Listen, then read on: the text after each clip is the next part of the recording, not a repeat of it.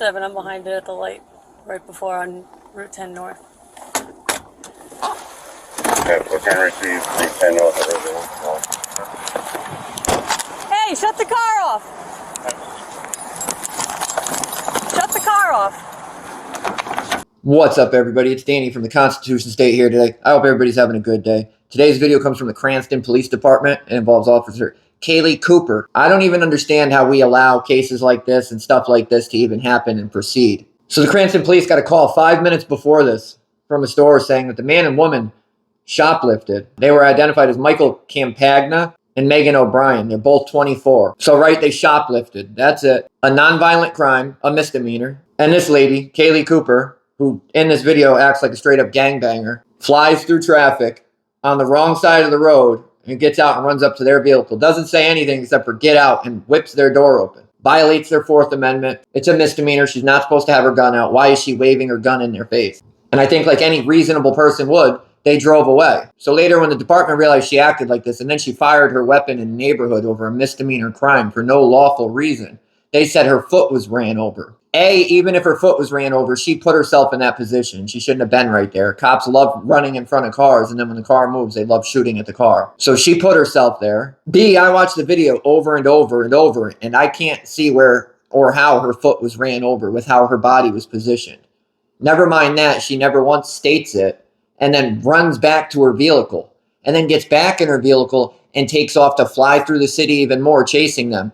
And says, they tried to hit me. Never once says her foot was ran over. Don't you think if her foot was run over, she would have said it? Check this nonsense out. I have the policies. I have everything. Why hasn't she been charged? Why hasn't she been fired? She literally acted like a gangbanger. And they're going to set this up and make it look like it was all them. And she was justified in doing this. And they'll put her back out there to do it all over again. Hey, shut the car off!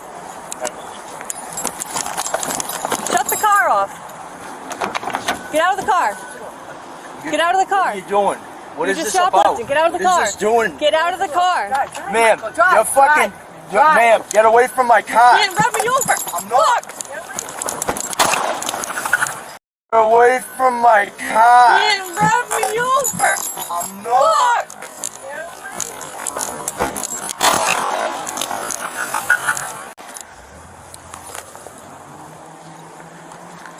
207, shots fired. 207 reporting shots. Any positive respond there. Clear and respond.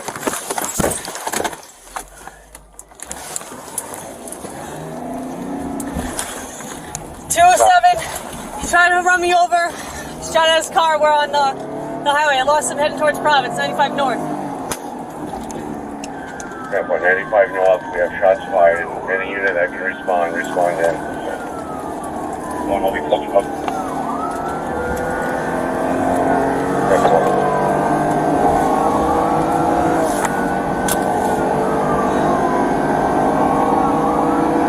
Let's say I'm clearing heading over Mercy. I believe she's at Reservoir, Route 10 North, the car fled 95 northbound. We're on into the city right now with state police. Hey, I'm on the highway behind it. Alright, 95 north. 10-4. I lost him 95 at 6. I'll get off the highway. 95 north at Route 6, we lost him. We're on into the city right now.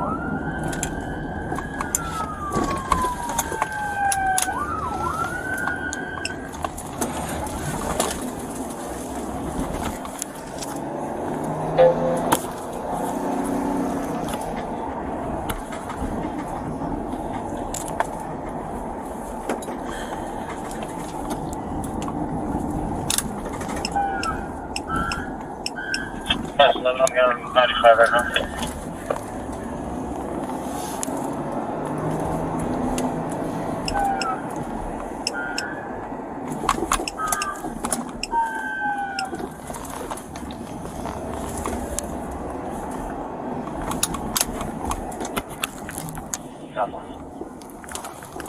What does everybody think about Kayleigh Cooper? Do you guys think she's a well-trained public servant, or do you think she's acting like a gangbanger? This isn't a one-time thing. If they're acting like this is how she acts all the time. This is what she's doing to everybody. She's running up to everybody's car, not identifying herself, ripping people's cars' doors open when she's not even supposed to be. This was all over shoplifting, a misdemeanor. Let's see what the Cranston's policy is on weapons, guns. Parameters for use of lethal force. 1. A police officer is authorized to use lethal force in order to A. Protecting himself or herself, another officer, or other persons, when the officer has an objectively reasonable belief that an imminent threat of death or serious bodily injury exists to himself, herself, another officer, or other persons. B. To prevent the escape of a fleeing subject when the officer has probable cause to believe that the person has committed or intends to commit a felony involving serious bodily injury or death, and the officer reasonably believes that there is an imminent risk of serious bodily injury or death to the officer or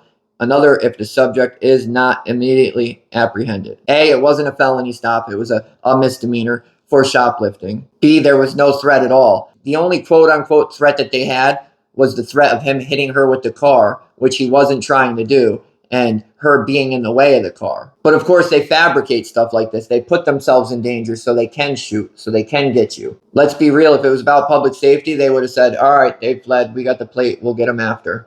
They wouldn't have shot the gun. They wouldn't have flew through town. They wouldn't have put everybody else at risk in this neighborhood. Here are the next ones. When feasible, a police officer will identify themselves as a police officer and state their intent to use lethal force. Again, never happened. 3. Lethal force restrictions. Lethal force should not be used against persons whose actions are clearly a threat only to themselves or property. There was no threat to anybody here. A. Except for maintenance or during training, police officers will not draw or exhibit their firearms unless circumstances create reasonable cause to believe that it may be necessary to use the firearm in conformance with this policy.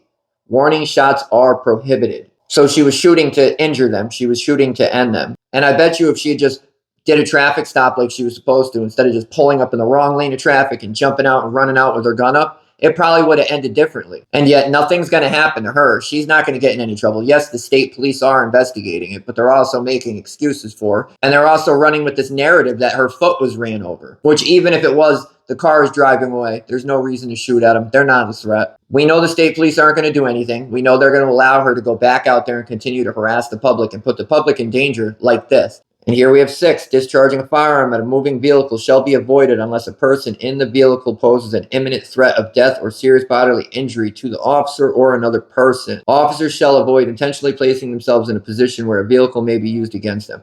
Escape from the path of an oncoming vehicle should be considered prior to or in lieu of the implementation of lethal force whenever escape is possible. However, when a situation exists where an officer must consider discharging a firearm at a moving vehicle in order to stop an imminent threat of death or serious bodily injury to himself or herself or others, the use of lethal force by the officer must constitute a greater hazard to the public than does the imminent threat, and must be the most reasonable course of action under the circumstances. Officers must weigh the need to use lethal force against the potential harm to innocent bystanders caused by such use. And as it said before, no warning shots. Here it says 6.